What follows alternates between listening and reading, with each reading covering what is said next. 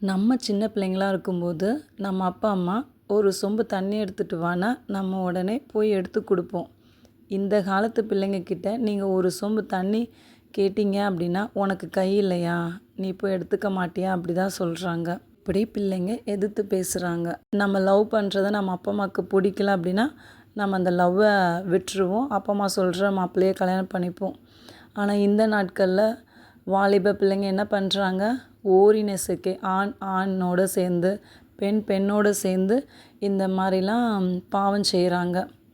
அப்போது இந்த நாட்களில் நம்ம 2 நிமிஷம் 3 நிமிஷம் பண்ணுற ஜெபம்லாம் இந்த பிள்ளைங்களுக்கு சரியாக வருமா?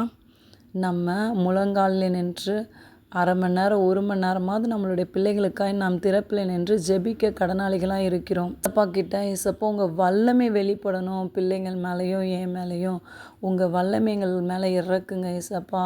ஆவியானுடைய அபிஷேகம் தேவை, பிள்ளைங்க பாவத்தை ஜெயிக்கணும் ஏசப்பா. உம்முடைய ஞானத்தையும் அறிவையும் பிள்ளைங்களுக்கு தாங்கன்னு நாம் திறப்பில் நின்று ஜெபிக்கும்போது அற்புதங்களையும் அதிசயங்களையும் பெற்றுக்கொள்வோம். கர்த்தர் உங்களை ஆசீர்வதிப்பாராக.